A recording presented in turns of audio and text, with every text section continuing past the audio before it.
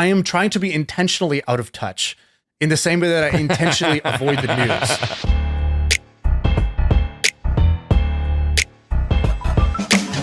All right, we're live. What's going on? Well, Sam. Yeah. Your my first million has become my first 100,000. Yeah, your first my last million. Yeah, on a good day. What you took something out of the Milk Road. I texted you this, but you didn't reply.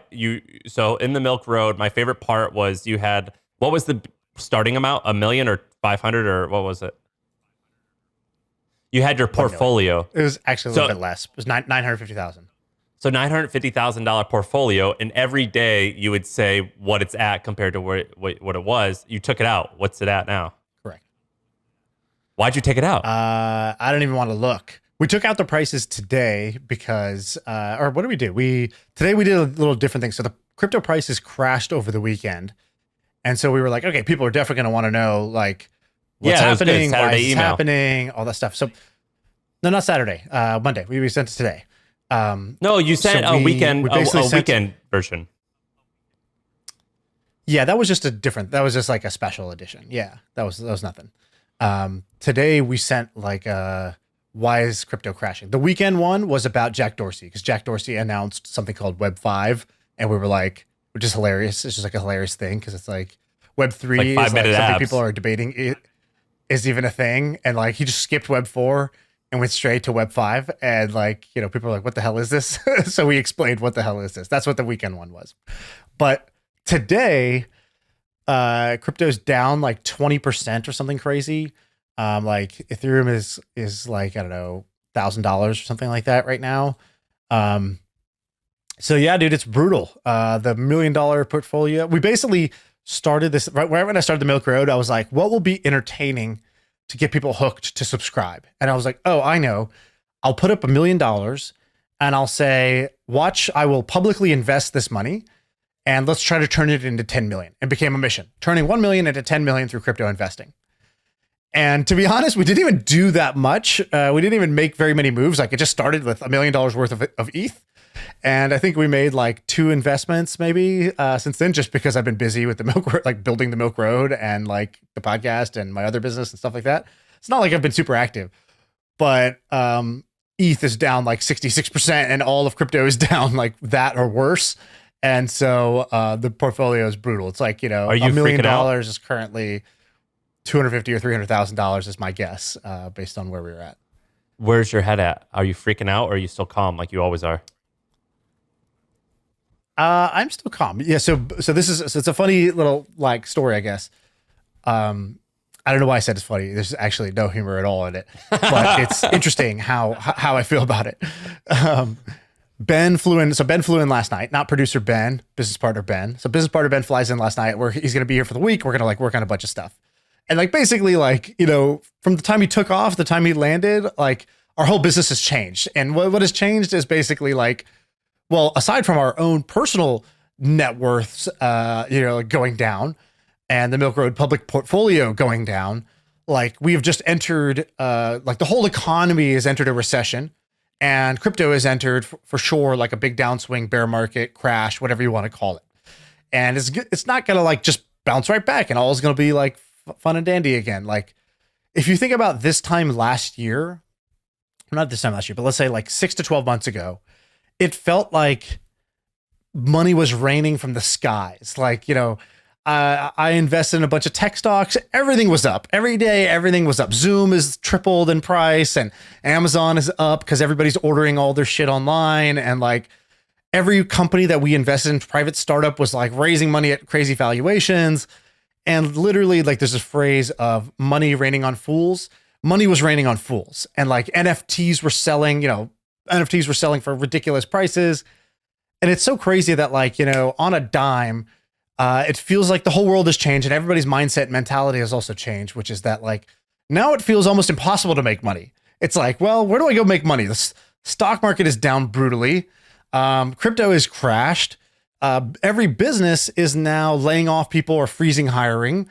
On top of that, companies are cutting their budgets and ad spend. So if your business relied on ads, that's getting cut. And so now, money was raining on fools, and now money's being drained from smart people too. You're seeing advertisers run. I tweeted out like what's going on in the ad world because I'm not in it anymore. You're seeing it go away? Not this fast, but yeah, like, the first shoe to drop was like kind of like consumer brands, like D2C brands and whatnot. They were the first, I would say, the last 3 months to start like reducing spending. Whereas before it was like, how do I spend more? And then there was like companies that are like, well, it's hard to have a big ad budget when you're laying off a bunch of people. So now that they went into hiring freezes or layoffs, their ad budgets are certainly tightening up. We don't see it this month. Like this month's an all-time high in ad revenue, but like I'm sure in the next 3 months that ad budgets are going to constrict. They'd be crazy not to. In our e-commerce business, we see sales like this month is good, but you could see the tightening happening where it's like, people just are, they're not getting stimmy checks that they can go spend on, electronics and toys and clothes and all this good stuff. And so consumers are start slowing down their spending. And so it's like, and all these things are interlinked, right? Like when the consumer spends less, the business makes less money, then it has less money to hire, less money to advertise, and then the platforms get less revenue, and then they do the same thing. And it's just all just interconnected, right? So this is interesting to me because I have not lived through a bear market as a founder or investor, right? Like 2008, I was a sophomore in college or something like that, right? Like, I don't know, right, you were probably right. the same, right? You're like a freshman or sophomore in college. I graduated high school in 2008. So basically this is our first time as like money earning professionals that we've experienced anything like this. Yeah. Dude, it is crazy. So I'll give you kind of my mentality, because you said like, are you freaking out? My mentality was like, definitely have had thoughts of like, oh shit. But then I sort of like, well, the thought can arise, but I'm not like consumed by it. Like I definitely had like a day where I was just like, kept checking prices, kept doom scrolling Twitter.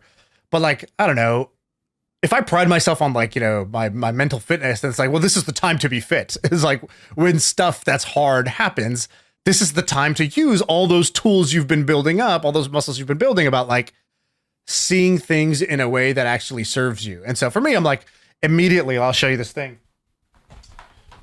So Ben flies in, and last night at midnight, we're sitting in my office, and we wrote this thing at the top. I don't know if you can see this. It's like unfocused, but it says like how a loser's brain would work right now.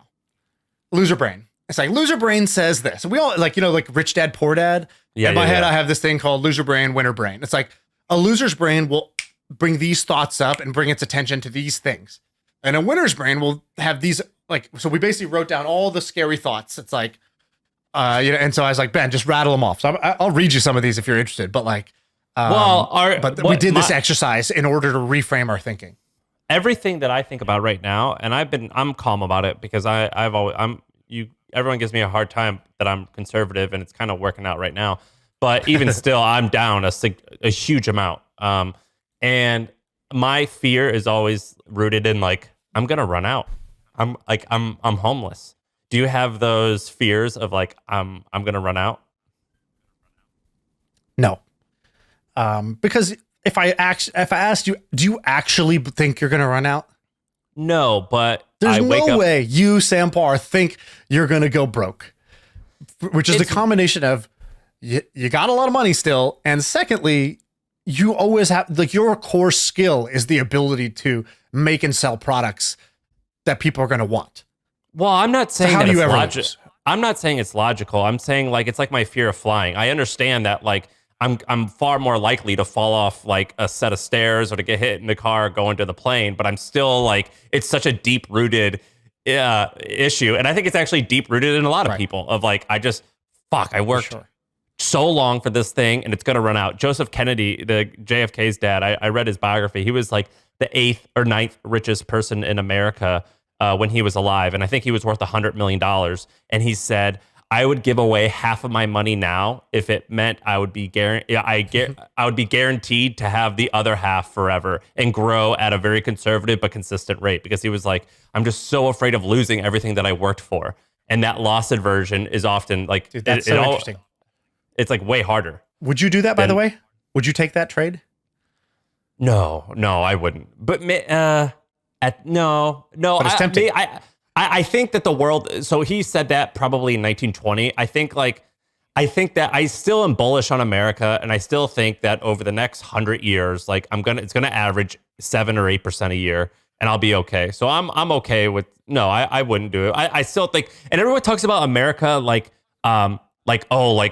empires only last 250 years, and we're there. And in my head, I'm like, but do you think that we're going to go to zero? Like England, like has been around for 2,000 years, and they're not number 1 or number 2, but like being number 7's pretty good too. Do you know what I mean? And so whenever people talk about like America's going to collapse, I'm like, well, like wait, they still got like a dude standing in front of a building all day, like a statue. You can go take pictures of him, right? So like life can't be that bad there. They got the guy with the fuzzy black hat on. Yeah, like it's not that bad. Like I wouldn't mind being Germany or France, and like they like were the best for 2,000 years, and now they're not number 1 or number 2. But like, you know, I'll be the Red Sox. It's okay. Like it's not a big deal. So anyway, I'm pretty like long-term bullish on America. So no, I wouldn't give away half. Are Italians still eating pasta? Are the Spaniards still taking naps in the middle of the day? Like, yeah, you don't need to be number 1 to live a very sweet life. Yeah. So like, it's not like I'm happy. So I want to describe, because I think this is the main topic, right? Like I had a bunch of like, random ideas and stuff like that. And we can get to those, but I do think the main topic is probably where most people are at is our audience is, I would say, heavily entrepreneurial and or work in tech. Let's just go through both scenarios. If you work in tech, you're likely, have a lot of your net worth invested in either the stock of the company that you're being paid in, or you might be invested in the crypto markets or the stock markets. And most likely you've taken a bath of like, something between 30 and 60% of your net worth in like the span of 5 months has evaporated.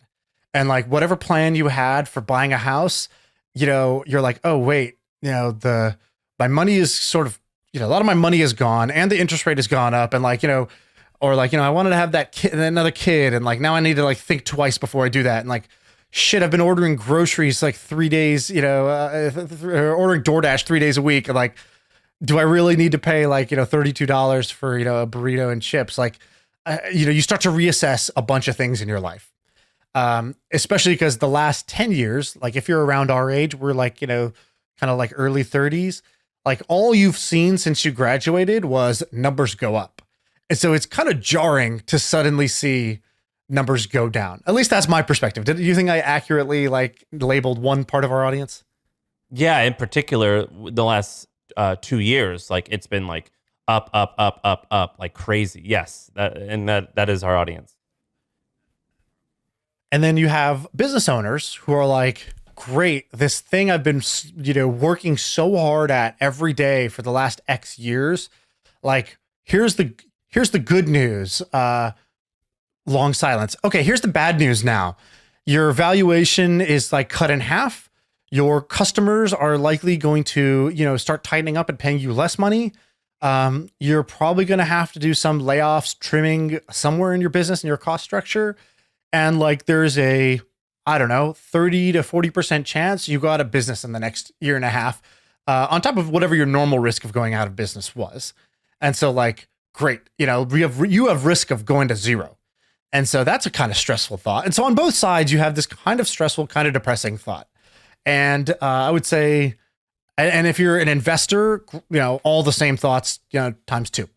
So where does that leave you? You're either in a puddle of despair, or you're going to be like, okay, I need to kind of like giddy up and I have to realize the environment has changed. And if that changed, what needs to change in my world? And so I think there's like a pretty healthy exercise to go down of like, what needs to change in my world? And that I would say like, that's the productive conversation. So it's not enough to just be like, I'm just going to close my eyes and think happy thoughts and be positive. It's like, well, I need to be realistic. A lot of shit's changed. I probably need to change with it. But also, like, do I want to sit here and feel depressed or hopeless? No. And so therefore, I got to like, you might have that thought of like, I could lose it all, or this could all go to zero, or like all my hard work is gone, or like whatever, all those thoughts. But in my mind, it's like, I need to reprogram my brain to operate in this new world. And I need to consciously reprogram my brain so that I have. My point is, I do believe I do have that fear of it's all going to go away. And my reaction is not quit. My reaction isn't even spend less. My reaction is, yeah, it might go away. Let's get after it. Like, let's go get more, or let's go. To me, it's a very stressful period, but it's a period, and it's not actually stressful when I actually logically think about it. I'm like, it's not that big a deal, but it is right. I think that whenever I look back at the shit that I've made that's been successful, it typically is when there's not a lot of alternatives. And it's like, oh man, this needs to work. So right. I do my best work when back against the wall. That's one thing that a lot of people believe. And that's a belief that can serve you well when things get hard. So it is stressful, but I think I said this a while ago. I think I'm more likely to be like a slow and steady, success, whereas you're more likely to become a billionaire in 5 years or lose it all. And so, because you take a lot of risk, or both. You'll become a billionaire, then lose it all. You take way more, your risk on. So that's why I'm interested in hearing your perspective on this right now, because you're all in on a couple things that just so happen are getting hit the worst. So what would be fun to talk about? What would be interesting to talk about? We can go into why we think it's happening. We can go into what are you going to do about it? We can go into I don't actually feel, man. Where do you want to go?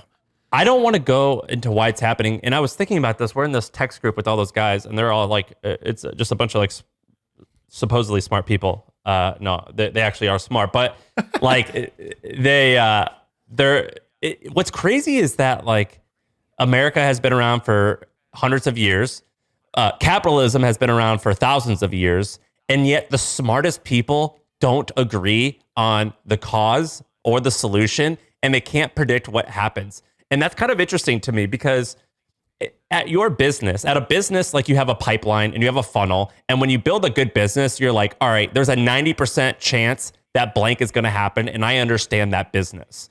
America is kind of like a business, just with 330 million people and a weird corporate structure where you can't really do whatever. You got to get all these checks and balances and all this shit done. But isn't it kind of fascinating that we still don't entirely understand the cause or the solution to a lot of these different problems? That's always been very unsatisfying. It's stock market goes up or down, then there's this race to make up the cause.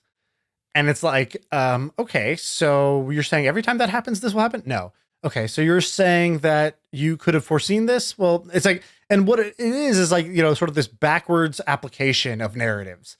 And it's not that there was no cause or there is no true narrative. It's just that it's not easy or clear to see what is the true cause and what are the true narratives amongst the many possible explanations and reasonings you could have, right? Did it rain today because I did this dance? Or did it rain today because, the clouds have, heavy, precipitation? And why do they have that? Well, because of the changes in weather and whatever else. It's very hard to separate the people who think things are happening because they think it's raining because they did a funny dance. It's just that we can predict certain human behavior relatively reliably. The whole Pavlov's dog thing. I know that if I do this, this, and this, most of the time a creature is going to react by doing X, Y, and Z. And it just kind of has always baffled me. I'm like, well, why can't we just take all of this input and put it together and figure out what the solution or what the cause is? And that's always baffled me. And it also freaks me out that so many people who I view as smart say opposite things. Do you follow Zero Hedge on Twitter? Yeah. So Zero Hedge is this pretty hardcore, I don't know if it's libertarian's the best way to describe it, but they're pretty much always doom and gloom. And every article is written by the guy from Fight Club. What's his name? Tyler Durden. Tyler Durden, yeah. And every article is written by that guy. And their Twitter profile, they only tweet in caps. Every tweet is in caps lock. And they tweet the scariest stuff all the time. And it's incredibly easy to believe and trust for some reason, because I don't know what it is about emotion that I just automatically assume that the worst is actually the truth. And I've had to like unfollow that. Did you follow that handle? Yeah, for sure. And I would not unfollow it, but I totally get what you mean, which is that like, if you follow Zero Hedge, you're just like, wow, all of the big people in charge are sort of idiots, and all of the stuff that's going up is, overvalued and overinflated and over everything. And like, no matter how bad it is, it could get worse. Don't think that this is the end of the pain. Right. And that, like people have said this about like, people who predict crashes and recessions. It's sort of like this guy's predicted, a recession 13 out of the last 3 times it's happened. And it's like, if you're every year you predict a crash, you'll be seen as a genius because you predict it for 3 straight years. It's like, then it happens. Like, well, you weren't wrong. You were just a little early. And then like, all those years where things are going up, you're just sort of like, you're just early. And so it kind of pays. Somebody said this the other day, like I would say in general, like in a bear market, it pays to be a pessimist. And in a bull market, it sort of pays to be an optimist. And somebody who's always a pessimist or somebody who's always an optimist is not going to have like long-term success. The ability to shift gears between like optimism and pessimism and knowing when to do what is a like highly underrated trait that very few people have. Let me tell you what I'm doing with I don't exactly have I don't really have like a business, but I have a small version of that might become a proper business. Let me tell you what I'm doing, and then you tell me what you're going to do. But basically, my reasoning, and keep in mind, I feel so stupid when it comes to this finance and economy stuff. I don't know. I really don't understand anything. But my belief is basically like, well, now's the bottom. And I actually discovered this with The Hustle, where I was creating something that people kind of dismissed or thought it couldn't work. But then it takes like 4, 5, 6 years to get to like a substantial business. And by that point, people took it seriously, and I was the biggest and the best, and therefore could get acquired or was making a lot of the revenue. So with the thing I'm working on now, my logic is, well, now is the time to work really, really hard. And it might suck for 1 or 2 or 3 years, but when things start changing a little bit, that's actually around the time where I'm going to have a team, I'm going to have process, I'll have systems, I'll have product market fit, and then we could accelerate really hard then because we've already done the hard work during the hard times. Is that kind of how you're looking at it too, a little bit? Yeah, definitely. I think that's definitely the case. So what I said kind of 3 things to myself. I said, number 1, this is a good chance to remember what I truly believe. It's like, and this is like, first, I needed to calm my nerves, because if I'm in a sort of fight or flight, if I'm in a state of like panic, anxiety, and stress, I already know my decision making is not very good. My decision making is at best rushed, and at worst, it's like operating from a place of fear, and therefore all I'm trying to do is like minimize pain and never like get any advantage out of it. Just like minimize the amount of disadvantage I'm having in the short term. And so my first step for me is get out of a fight or flight mindset. And so that's where I first just check myself. I'm like, well, what do I really believe? I truly believe this in the bottom of my heart. I don't mean this in an arrogant way, but I truly believe that like, if I look at my life over like a 10 to 20 year period from here, right? I'm in my early 30s. So by the time I'm 40 or 50, like I think I'm going to have more money than I'll ever know what to do with. To me, that's like the spoiler of my life. It's like, if I flip to the end of the book, I'm like, oh, it ends happily ever after. Yeah. Like I truly believe that. I truly believe that like, I'm just going to keep doing business projects. I'm going to keep investing in things. And like on the whole, I'm going to end up so far ahead, even if any individual investment or any individual business project doesn't work out in a 10 to 20 year period, when I check the score at the end of the game, like I'm going to be ahead. I'm going to have more money than I know what to do with in my personal life. I truly believe that about myself. So if I knew that was the ending, then there's no real reason to panic. Like if I know that's what the score is at the end of the 4th quarter, then like, it doesn't really matter what happens in the 1st quarter. Like I should for sure be playing and doing my best, but like, it doesn't matter if I fall behind or if I lose a little bit of money here. If the score doesn't go my way for this next 12 to 18 months, that's okay. So that it's like, I got to remember, do I believe that or not? All right. I do believe that. Then chill the fuck out. Okay. That's like Dude, stage 1. Let me tell you something though, really quick. Let me be the huge pessimist here. I believe that is true about you as well. I believe that is true about a bunch of people who we know. But here's the thing that I think about all the time. It's like, I don't want to have more money than I know what to do with when I'm 70. I want it fucking now when I'm young and I can experience all this crazy stuff and like enjoy life. I don't want it then. I want it now. By then, I don't care. Like I'm okay with having way less. I want it today. I want the freedom now when I'm healthy and can go do whatever I want. That's why I freak out. I'm like, I'm with you, but it's sooner the better. It's not now or never. So sooner the better is very different than now or never. And so, okay, we got a sooner the better mindset. So we're going to take a bunch of shots. We're going to take a bunch of action now to increase the odds that it comes sooner rather than later.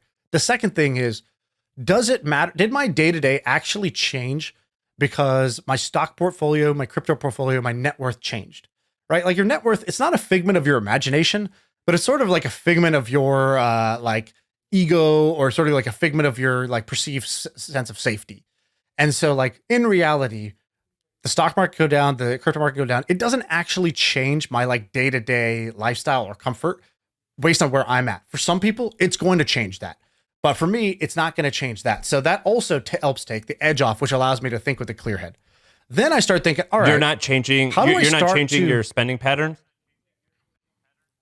Oh, like in a small way, but nothing that like my happiness on a day-to-day level doesn't change whether I, have a chef or not, like, oh, cool, it's cooking season then, right? Okay, cool. I went to Trader Joe's yesterday instead of Whole Foods. Yeah, I shift some small decisions, but like, that's cool. Trader Joe's is sick. Like, who cares? Like those sorts of things don't actually like sway how I feel. Wait, I was going to get another car. Did you actually do that? I guess I'll hold off on that. You're doing Trader Joe's now? The Trader Joe's thing? Yeah, like literally, yeah. Like, but again, I like Trader Joe's. This is not a big problem for me because I drove 4 extra blocks and went to the Trader Joe's. Like, cool. And again, not everybody is fortunate where like these are like their situations. I get that. But like, I'd like to believe that in general, my day-to-day like kind of happiness quotient is not so weak that it's like dependent on these like material or like, like frivolous things. It's like, sometimes I get stuck in traffic. Well, guess what? I don't know, Crank man. the radio, baby. It's a concert, right? Like a big ass Honey Crisp apple from Whole Foods is not trivial if you ask me. Yeah, but I don't know. I've always had this feeling of like, I've always kept myself honest, which is what I want is to have, a fat mansion and be eating a feast with all the people, my friends and, family, like all at the table. We're laughing and joking. That's my ideal. But what's even better than that? What's even better than having the sick mansion with the feast with all your friends and family all around you and you're laughing at the great joke you just cracked? Okay, that's what I thought was the peak. But the actual peak of the peak is you're the type of person that you can get stuck in an elevator and have fun. Because then you're invincible. What's better than invincible mode is like, you can put me in the shittiest situation and I'm still going to be laughing. Okay. So now what? Now I don't really have anything to fear because my situation, my feelings weren't dependent on having all those items. All right. Even though I prefer them. So yeah, I think that I guess like, yeah, I do make some shifts in my like lifestyle, but it's not like, to me, I'm like, oh, cool. It's a new season. Like it's tightening up season. It's like, it's like getting shredded for the summer for, your body. It's like, cool. I'm also going to go and cancel a bunch of subscriptions I don't care about because it'll make me feel good. Like I'm putting a healthy amount of discipline in. Like I kind of accrued a bunch of excess fat when it was one season and now it's time to cleanse and like, good. Like, where am I spending that I don't really want to be spending?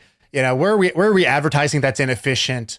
Who's on our payroll that's not really pulling their weight? Good. Let's get rid of all that weight. Now is a spring cleaning, baby. Right. So it's like, that's the next step for me is like you do an actual spring cleaning and be excited about it.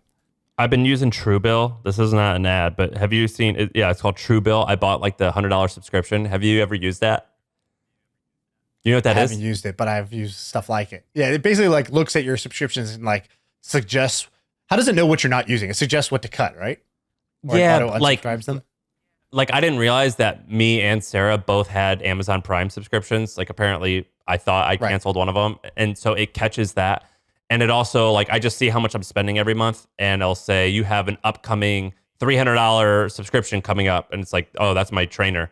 But there's been times where I'm like, oh damn, I didn't know I had Xbox Live or whatever the hell that thing's called. It's a $29 thing and it's coming up.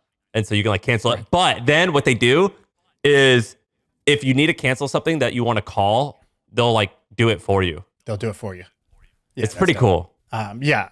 And so that's another piece of this, which is me, Ben, and Saffron. We were hanging out this morning, and so we all hung out together, and we were getting our coffee for that's the Milk Road team, and we're like, or like part of it, and we were like, okay, let's just make a real list real quick. Let's assume for a second, these market conditions last for the next, let's call it 18 months. So let's assume the stock market, it'll bounce back from like whatever, it'll find some low and it'll bounce back a little bit, but it's not going to be like, all right, baby, we're back to, everything just keeps going up. We all printed money, right? That's not going to happen. Let's say for the next cycle. Same thing with crypto. Let's say that, companies, they're not giving out raises or hiring as much. Let's say that customers tighten up their spending, so revenues go down across the board. Like, cool. Let's assume all that to be true. Do we also believe that like first, some things are going to die, some things are going to survive, and some things are going to thrive? Truebill is something that thrives during a time like this, right? Because it's helping you bring some, austerity or like, financial discipline into your life. So people are going to want that product more. So they're going to thrive. What else is going to thrive? Maybe short sellers are going to thrive right now because they've been betting that the market's going to go down, and sure enough, it has. Who else is going to thrive? The guy who's been sitting on a bunch of cash on the sidelines is like, oh, actually, like there's things that I think are valuable businesses like, Facebook and Amazon that are trading at all time sort of like, lows in the last decade. Like now's the time to dollar cost average into these companies, into these, these assets. How about Moise Ali saying he had, in the interview you did with him, saying he had 50 million in cash, and he was like, I just am waiting. It's like, oh, okay. Now, yeah, I understand what you, now I understand Yeah, exactly. I remember just as like a small anecdote, like I remember maybe 6 years ago, something like that. I don't know. I had bought Bitcoin for the first time. I think I bought 10 grand of Bitcoin back when Bitcoin was like at $600, $700, it's like $700. And the next week it goes up to 800. And I'm like, there we go, baby. Just as I wanted. Buy the thing, price goes up. Love it when they stick to the script. And like, I think 2 weeks later or something like that, I don't know, I'm making up timelines here, but very soon after that, Bitcoin crashed to like $200. So my like, what was 800 was now, I lost, whatever, 75%. I don't do public math, but you get the idea. Lost a bunch of money in that process. And at that time, $10,000, like I was making $150K a year, I think was like my salary. Actually, definitely not 100. I made either 120 or 160. So I remember when that was, and I remember you told me you made 150 grand a year in salary. And I was like, oh my God, you're the richest person I know. Yeah, I was the richest person I knew at that time. So I was like, and actually like in reality, I was underpaid for, what I was doing. But in my head, I was like, wow, don't say anything. They might realize how much money they're paying you. Like that was like, I was so honored to be making that kind of money. So, and like, I feel good that I was honored. Like it's great to feel honored at what you're getting. That's actually an awesome feeling to be in versus consistently dissatisfied. But like, I remember it went down to 200. I walk into the office and I was like, bitching about the crash of, I was like, my Bitcoin. Cause like, I'm very public when I invest in things, which makes me often look like a dummy, but occasionally makes me look very smart. And I was like, oh guys, my Bitcoin purchase, remember my, I forgot what I put in, 10 or 20 grand, something like that. I was like, it's like all gone now. And Furkan was like, he was like, this is great, right? Like, do you believe less in Bitcoin just like than you did 2 weeks ago? Like, did you learn some new information? Like besides the price changing, like, did you learn any new information about Bitcoin that makes you less bullish on Bitcoin? I was like, no, like I barely knew anything to begin with. And like, nothing changed. And he's like, cool. So like, if you bought now, you could bring your average cost basis down to like 400. And I was like, oh, well, I guess that's true. And I went home and I did it. And I was like, I remember going from like just what I thought was the only response. I thought the only response is bitch and moan. And then he kind of pointed out, well, like, did your actual conviction change or just the valuation? I was like, right. Well, I don't know. My conviction didn't change. Not to say I had a ton of like very well thought through conviction at the time, but like it didn't change. And so I did. I lowered my cost basis to 400. Now, as Bitcoin today is trading at like, I don't know, 2,300, 23,000 or something like that. But like, let's say on the average last year, it's been like 30K. So that's the difference between basically like an 8X and a 4X in your return. Was that one conversation during that one time. And I've heard this many, many times before, which is like, fortunes are built during these bear market times. And it's really for two reasons. Number one, if you start a company, you're going to be like the lean, mean cockroach. You're not going to have too much competition, and you're going to build up your kind of team and consumer base now, so that as as the tide lifts all the boats, you're the biggest fucking boat. That's what happened to you with the hustle. And like, that's what happened to many companies that started during, let's say the recessions or bear markets. The same thing happens with investing. It's like, well, the goal, if your strategy with investing is to only buy in when things are going up and then like sell or do nothing when prices go down, like you have inadvertently subscribed to a buy high, sell low strategy. And like, Right. I think we know that that's not a winning strategy. And so like, well then what's the opposite of that? The opposite of that is to, if you have conviction or if there are good assets that are underpriced temporarily, like there's a dislocation because of panic and fear, like those are the times where you're supposed to buy in. Very hard to do so because your mentality is like, I just lost a ton of money. I don't feel like going and putting more at risk. But in reality, we kind of know that is the right thing to do if you can pick assets properly. Dude, what I've been learning about this, and I tweeted this out, was like, I'd rather just earn more income and build more companies than worry about these losses. So let me, let's shift a little bit. Can I tell you about a company or this? You remember how you said I find these things that are kind of interesting and weird? I found another one, and I want to tell you about it. All right. Have you heard of this conference called Shop Talk? Shop Talk? No. But the name sounds familiar. One second. Let me go to this. So start to describe it. Let me see if I have heard of this. All right. So it's a conference that I think you would have been involved in because it's for e-commerce people. But it's not just like it's not like D2C entrepreneurs. It's like Shopify, as well as like every Shopify plugin, as well as like retail brands. Like the founder of or the CEO of J. Crew might go and talk to like talk on a panel with like someone at Stripe. I don't know. Just like it's like online commerce, but like for retail stuff. Does that make sense? But it's like B2B. Sorry, give me the use case. So who goes? I'm an e-com store. So should I go to this?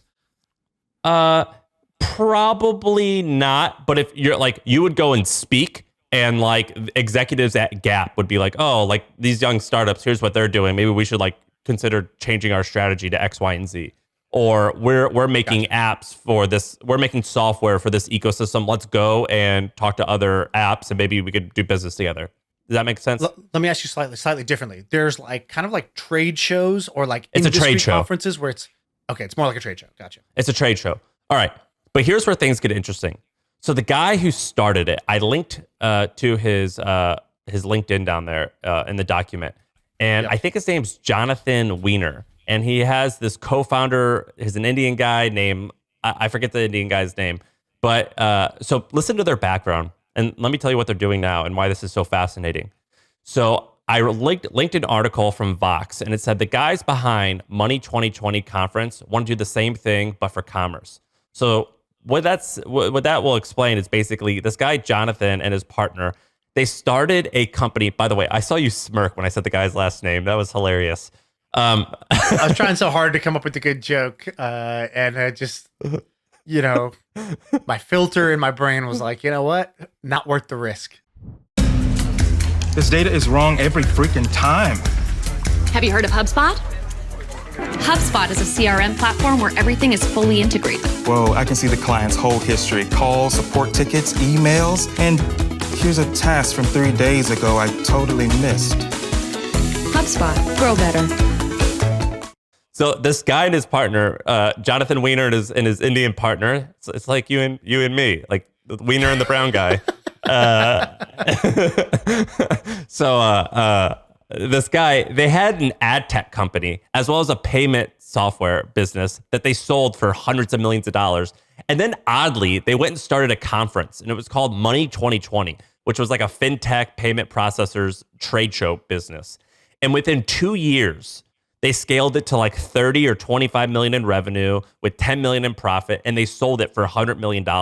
Right when they sold it, they went and started the same thing, and they called it Shop Talk, and they did it for commerce, and they sold that for over $100 million. And they sold both Money 2020 and Shop Talk to two different publicly traded companies. So all these numbers that I'm saying, you can actually go and look at the numbers and like verify the acquisition price as well as the revenue. Now, I noticed that one of the founders spun off and he's doing a different thing called like the FinTech Meetup or something involving FinTech. And then the other guy is doing one called Health. It's pronounced health. It's spelled HLTH.com. And he's doing this, a trade show business for healthcare. And they're basically doing the same strategy every single time. And if you go to all three of their conference websites and you click the about page, they have these really cool cartoons about cartoons instead of like headshots of each employee. They just do cartoons. They've done that for every single about page. So they're more likely than not like hiring like the same people, the same graphic designers, because they're non-compete. Yeah, their non-compete probably says like, look, you can't create anything in the fintech space anymore. You can't create anything in the commerce space anymore. And they're like, all right, let's do health. Let's do this. Let's do that. And it's so interesting that they're getting into conference and trade show businesses as opposed to software. And they've crushed it. They are crushing it. And they don't raise money. And they just like, it's like every 3 years, they start something and sell it for $100 million. And it's the same thing. And they've done it 2 or 3 times now. Isn't that crazy? This is amazing. You've done it again, Sam. You have done it again, dude. I love these. In fact, I remember you telling me about Money 2020 a little while back because you've always been interested in conferences, trade shows, businesses from the HustleCon days. And I remember every time you told me about these, I was like sort of consistently blown away as to how much money these make. Now, what do you think is the playbook to do this? Because like, for example, well, this is kind of in transparency. We've talked about this with the Milk Road of like, dude, there's a lot of money and there's a lot of moving parts to like people who are, have some interest in this, whether it's like Wall Street people kind of want to get educated on this stuff, insurance, let's call it like mutual funds, hedge funds, bankers, whatever. And then there's like crypto people, there's VCs, there's like all these different people who are like professionals. And there are tons of conferences, right? So it's not like some uncompetitive space. But what are these guys doing that's better or different? Because I don't believe most conferences businesses are scaling this fast or selling for this much. So what's their playbook compared to how most people do it? Do you know? A little bit. So the misconception with a lot of these, make some conjecture, make some guesses, because of course we don't know exactly. And I've tried to like deconstruct it just based on the outside. But so the misconception about conferences is that you need cool speakers and people come to watch content. And as I've studied these guys and read their quotes and figured out exactly how they do it, and I ran a conference business that made millions of dollars a year, I've realized that the real money, like the $20, $30, $40 million a year money, it's not necessarily a conference. It's a 3-day transactional event. It's you're creating eBay, or you're creating Main Street with stores on the street and renting it out. You're creating that, but it just so happens that's going to happen in 3 days. So a year's worth of business is going to happen in 3 days. And so what you have to think about is your speakers are just the bait to get the right people to come. And then once a certain right people are coming, the rest of the right people will come. And they're justifying all of it by a couple things. The first thing, they're justifying it because they say, shit, our competitor is there. We have to be there. So that's like a really big thing. And so I've talked to my friend who runs Blockworks, that other crypto media site, and they have this huge crypto business. And he was like, man, it's pretty crazy. Like if blank company is coming, other company is like, oh, we got to come, and can we like get a better booth than them? And so that's like a really common thing. But the second thing and more logical thing is, all right, look, if we're going to buy this $100,000 booth, we got to close all these deals. What shot callers are going to be there? And we have to do a really good job of making transactions happen. So that's the really big thing, is you have to realize that so there's this guy named Sheldon Adelson. Do you know who that is? Yeah, he's like the Vegas casino guy, right? Or is that his cousin? Yeah, he's a mean as fuck old billionaire. He's like known for being like a huge asshole, and he's worth like $20 or $40 billion. Is he the Jabba the Hutt looking guy? Yeah, like he's like looks like this, and he like thinks that like weed is like the end of the world, and so he like buys all these ads about how like weed is. You remember like those commercials, like Julie used to care about stuff. Now she just smokes weed all day, and it, it's like someone like melting on the couch. This is your brain on weed, and it's like cracks an egg. Yeah, it was like they used to have these commercials with like someone like melting into the couch, and they're like, she used to go for runs all the time. Now she just sits and watch TV. And like anyway, he's like this huge anti-weed guy, and so but he's this like 90-year-old guy. I forget what he owns, but it's like the largest. By the way, this guy definitely just had like a bad weed experience. He like definitely smoked weed in college, and like Peter's pants got made fun of for it. Like there's got to be some deep-rooted like I looked it up. Personal angst. What is it? So it is serious. His kid, I think, became a drug addict, and he like thought, and this guy like grouped weed into the same as all that other bullshit, which I think is crazy. But he basically started this event called Comdex, which eventually was acquired for $1 billion by SoftBank, and it became what's that thing? The Consumer Electronic CES. And I would read all these old articles about him, and he goes, you're in the conference business, and now you're in the real estate business, building up Las Vegas Strip. What are you doing? And he goes, well, the conference business is the real estate business. What I learned early on was I got to get people and foot traffic to my event, and then I'm just selling real estate at a crazy high square footage, and it's the same thing. And so that's why I'm into real estate now. And he basically built up all these hotels. I forget all the casinos he owns. There's like 3 big Vegas casinos, and he owns one of the biggest ones. And anyway, so these events are rooted in like real estate and foot traffic. And so that's really how you do it. And the second thing is it's got to be B2B. Of course, a fucking TED Talk is like the coolest thing out there, but like, people coming to like hear a talk about why sleep matters or like how to cure malaria, that's unfortunately not where the money is if your name is anything but TED. So if you're anyone else but TED, don't do these like sexy things. Do boring ass B2B. We're here to get some deals done, and we're gonna sell you some shit. It's a bunch of white dudes with tight blue jeans and like those brown leather shoes and tucked in collar shirts, just like sales bros. That's like where the money is. At least 40% of participants must have a tucked in button up shirt or polo, and like half the jokes need to be about their wife. Like something complaining about their wife, and then like if you said the old ball and chain, you'd get like a default smirk from anybody. Like their badge needs to be like semi tucked in under the belly. Like that's who you need at these conferences for this to work. Yeah, and if you don't have a tucker in your crew, you're out. You're not part of this. You have to have a tucker in your crew. Right. So, there's like a dog, like a bomb sniffing dog that's just looking for tuckers in line. Yeah. It's like, guys, there's not enough tuckers in this queue.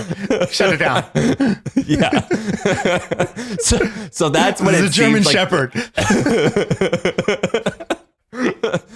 That's where it seems the money is like joining these industries that are fast growing and making it a real estate, thinking like a real estate person. And how do they go get people to go buy these tickets? So like I'm assuming they're basically selling, or is their model you sell tickets for a couple thousand each, and then you sell sponsor booths for tens of thousands each, something like that? Is that the model? I think what they do, so I went and looked at their revenue, and so their revenue in year 1 is like 2 or 3 million, and then in year 2 it's like 12, and then year 3 it's like 30. So based off of that, and it's a bunch of marketing materials, and as well as their headcount on their about page, I think what they do is they just give away a bunch in the first year. In the first year, you're just trying not to lose your shirt. And I also think that when they sell sponsorships, which are actually can be easier to sell for these things, they like only give away X amount of tickets, and for the rest of the people to come, you have to purchase it. And once you get a certain amount of sponsors, it's kind of like we used to host events, and we would purposely have like as many speakers as possible because each speaker would bring like 10 people. And so I think it's kind of like that, where each sponsored company automatically brings a small crew, and that is how they actually do it. And because they spend a lot in marketing though, and they based on their team, they have digital marketing. It's like that, folks. Spider-Man meme. The Spider-Man meme where they're all pointing at each other, like the other Spider-Man. It's that, but just sponsors at the booth being like, buy my thing. No, you buy my thing. Yeah. I'm here to sell, not to buy. Yeah, it's a circular economy of just like, buying one another's crap. But anyway, it's kind of cool what they're doing. And I think this business, I think events can be a headache, but there's a way that you can build it. What I would do, by the way, if I was international, I would study these guys, and I would do the exact same thing in Europe. Then I would do the exact same thing in Australia. I would do the exact same thing in India and in China and in South Africa. Like wherever you are, there is a version of this that can be built locally that is not going to be competitive with these guys. They're basically like, this is a clonable template, in my opinion. I'm sure it takes good execution. I'm not saying that, but I think this is a business that can like generically work in other markets. And so either other verticals or other countries. There can be more than one winner, like you can go to more than one conference a year. And so it's not a winner take all business. So it's kind of interesting. And interestingly, all the companies that have bought these guys' companies have been European. And I looked online about what they were doing. And one of the big things that they were doing was, first of all, they've gotten really good at selling. So they host the event in 2022, and at the end of 2022, they already have 90% of the revenue for 2023 because you upsell the people like right away for the next year, and you could sell multiple years. Come back for next the second thing that they're doing is they're starting to charge money for online communities. So like, all right, you met at the conference, you can keep this up, and so they're doing online communities, and that's one of the reasons. That's one of the business I'm interested in, and that's why I've been studying this and figuring this out. This is a super fascinating thing, I think. It is. This is great. I really like this one. Anything else on this? Otherwise, we could do another topic. No, I don't. So I have so much stuff backloaded, by the way, and I know I spent like half of 40 minutes of this podcast just being like the mentality of a downturn. But again, I think it's the most, whether you're an employee, you're an employer, or you're an investor, like nobody is going to be spared from the economy going into a recession, the stock market tanking and the crypto markets tanking, and global inflation. Like this is like a, like Oprah comes out and she's like, you get a disaster, you get a disaster, you get a disaster to everybody, right? Like nobody is going to be untouched by the effects of this. Some people are going to get hit to the point where their business goes under, they declare bankruptcy personally or in the business, whatever. That's going to happen. But I don't see anybody getting untouched by like a stack of problems like that. Man, I remember when Biden was saying that Putin was going to invade Ukraine, and I was like reading about Putin and listening to Ben's podcast, How to Take Over the World, and I was like, "Hey, Putin, why do you want to fuck this up for everyone? Like things are pretty awesome right now. Like, what are you thinking? Like that's just the conversation I wanted to have. Like, like." Putin, like everything's pretty good. What? Like you're gonna blow this for everyone. We're all gonna get screwed, and that's like a conversation that I've like been the kid in have. class the kid in class who raises his hand is just like, "Hey, miss, you forgot to collect the homework," and it's like, "Dude, what are you doing? Are you joking? Yeah. We are 7 minutes away from getting out of here." Dude, do you buy? Okay, so this is like sounds like a very like yuppie asshole thing to say, but I don't really look at gas prices because I don't drive that much. But it's just like I got to buy gas and it's not going to hurt me. However much it costs, I'll buy it. And I was driving up here from Austin to Brooklyn, where I'm living now, and I was listening to the news and they're talking about gas prices, and I was like, oh shit, I haven't even looked at the gas prices while I've been driving up here. I wonder what it is, and it was like $5.50. And it was crazy. Again, I know like what the news was saying, but I just wasn't looking because I don't drive that much. What's the gas in California where you are? Are you paying like $6.50? $7 a gallon. How the fuck are normal people doing this? That is crazy. That is crazy. $7? Yeah, when you said $5.50, I was like, wait, you're saying you found a good deal? You were trying to say that's a bad deal, right? I thought that was real. I mean, I haven't lived in California in 2 years. I remember in California it was $5, but what is it in Austin? Dude, I don't even know. I just looked in like West Virginia when I was driving up here. I don't pay attention to the gas prices. I don't drive that much, and I just don't. I'm buying it no matter what it says. But like $7. We sound like such fucking fools right now. How much gas does a car take? I don't even know. Like, I mean, it would cost like $150, I guess, to fill like how big is the tank? I don't even know. Yeah, I drive an gallons? SUV, so it's like 20 gallons basically. All right, Jonathan says it's about $4.50 in Austin. Dude, so you're spending $150 to get gas? Yes. Yeah, it's bad. But asking for a friend, okay, I got like a card that says like you should use the good, pay the most when you go to the gas station. Like pick the top of the three options. Like let's just say, what do you drive? What's your SUV? I got a BMW X5, and so it's like, let's say your boy's been putting the shitty one in for a while. Like, does this matter? Is this like marketing, or like do I pay some price later in life, or do I pay some price now? Like, I actually never really knew how big of a deal that is. Like, is it pretty strict? I don't know. But you're paying. Ben, I feel like Ben. I don't know, but I'm going to be honest. It doesn't sound great. It doesn't sound like that's what you want to be doing. To me, I'm like, this seems like a recommendation, not a rule. And, so I've been going with the 87, whatever that stands for, instead of the like 90 or whatever the top end gas is. And I've just been Wait, okay, so the most expensive thing is whatever. Is this like 750. eating McDonald's? It's the most, I don't even know what it's basically around $7, $7 a gallon. I think that's kind of the top. Oh maybe my it's like 7.20 God. or something. That's crazy. Yeah. That's wild. So every 18 miles is $7 for you, basically. Yeah, I don't know. I don't even think about it. Like, it is what it is. I need to get places, and like that's the cost of gas right now. Like, what am I gonna do? I'm not gonna drive to West Virginia and get gas. I'm not gonna not drive around. Like I do need to go places, and so it is what it is. Of course, it's not a big deal for you, but you remember how we were talking about how the economy was crushing for years and years, and I've got so many friends that they're like, man, I've been in my apartment for a year and a half, for 2 years. I've got a money burning hole in my pocket. Like I haven't bought anything out. I have all-time high savings. I'm ready to save, and all these people are quitting their jobs because they're like, F that. Like, I get these checks. I've saved up money. Like, I'm not taking this thing. At $7 a gallon, like, people are just gonna run out, I guess, right? I mean, like, you're just gonna run out of savings. A huge amount of people. You got to cut back, right? So, I cut back down to that low end gas so I could, save the 30, 40 cents a gallon. Other people are just going to drive less, or they're going to take public transport, or they're going to carpool, or they're going to find something. Like, people will find a way is, my general mentality.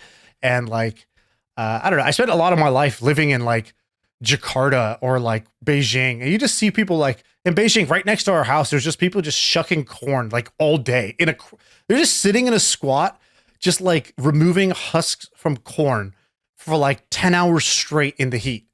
And they were just like, and then they would like take their break and smoke a cigarette and play some mahjong. And like, like that's just what they did. And they were fine. And then like, your driver had a different set of problems. And like in Jakarta, like in India, people just burn trash on the side of the road because there's no like waste removal thing. So they're like, you burn it and then it's gone. It's like, yeah, but like it smells awful all day.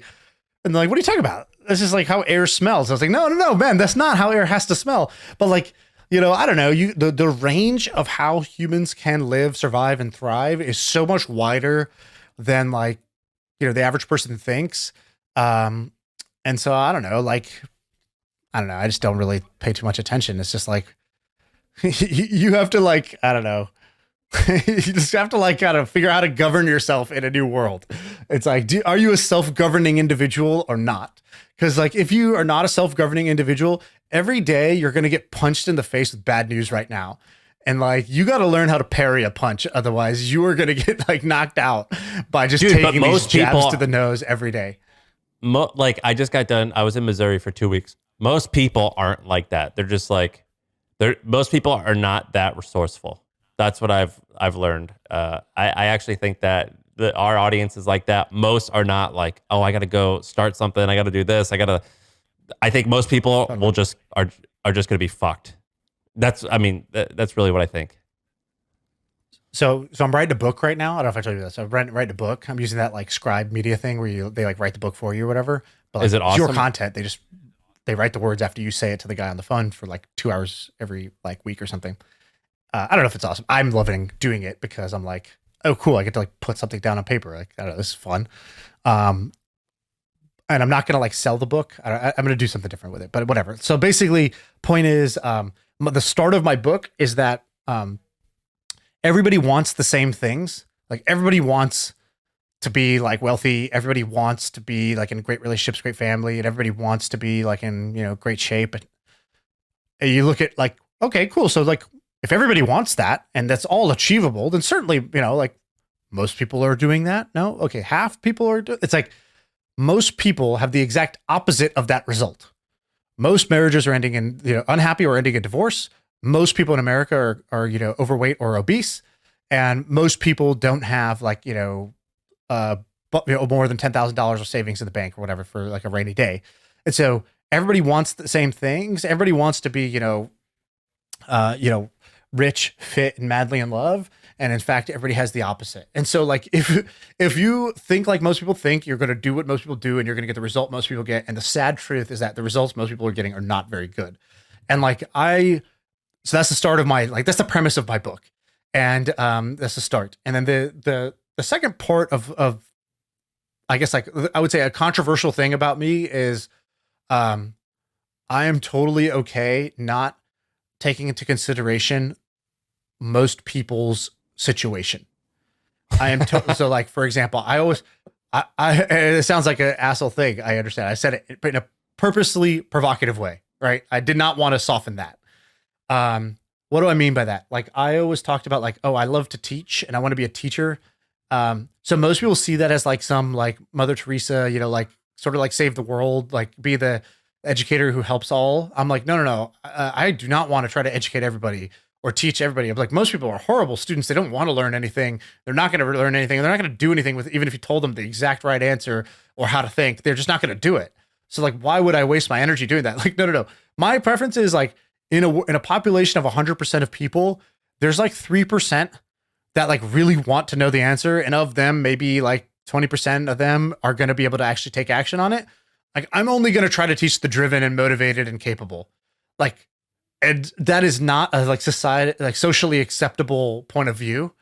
But it is my like operating philosophy is to like, myself, I focus on controlling the things I can control and not other things. And secondly, like, even when I'm like talking about what most people should do, I know that most people are not going to be able to do that or want to do that or choose to do that. That's okay. I'm not talking to most people. I'm talking to the 1 to 3% of the population who like wants to thrive in those ways. And I hope everybody else listens to it and says, this guy's a jerk and like does so out of touch. It's like, and they leave my orbit and they unfollow me completely because I'm like, I am trying to be intentionally out of touch in the same way that I intentionally avoid the news. That's hilarious. It is part of my core strategy is to be out of touch and avoid the news, and like not learn from or speak to the common denominator of the population. And I know that all of that sounds completely awful to some people, and but you know, I'm okay with that. Like I do believe even if you disagree with that, I hope you agree that like I'm allowed to have that choice to do that. And if you don't think I have the choice to do that, like, you know, then I disagree with you and all of your ways of living. Yeah, you're like, I get that. If you don't think that my opinion's good, I get that, and you're fine, but you're wrong, and I hate you. That's basically no. what it is. If you think my opinion's wrong, I understand, and I would expect that from a lot of people. If you think I shouldn't be allowed to have my opinion or to act on my opinion, that's where like there's a difference between I disagree and that's not allowed, or that's not okay, or no, you can't do that, or, you know, lynch him, you know, like there's a difference in like being able to disagree and disallow. And I would say you're you know, like, I dude, totally you took it a little far with the lynch. Yeah, they're gonna kill him. Yeah, lynch him. Yeah. Yeah. That's probably a bit harsh. All right, that's the pod. We'll see if people dig it. Dude, what if tomorrow it just goes back to normal? That would be nice. And by the way, if you want to cancel me, I hope people get our voices mixed up. And this has been Sam talking that whole time. Why do people voice you confuse hear us? is Sam. I think they're saying Sam that Parr. you Parr. Yeah, you could find him. He's affiliated with HubSpot if you want to go get them. Like, that's the guy to go get if you didn't like what was just said. Dude, I still get people messaging me saying that they confuse us still. I don't understand that. Yeah, I think people go watch the YouTube video and they're like, shit, had you guys mixed up for like a year. I think what they're saying is I look beefier, but I talk nerdier, and you look nerdier and you talk beefier. So it is what it is. Yeah, you look dumb and you talk smart, and I look smart and I talk dumb. All right, we'll talk soon. Peanut butter and jelly, baby. It's a perfect combo. Yeah, all right, we're out of here.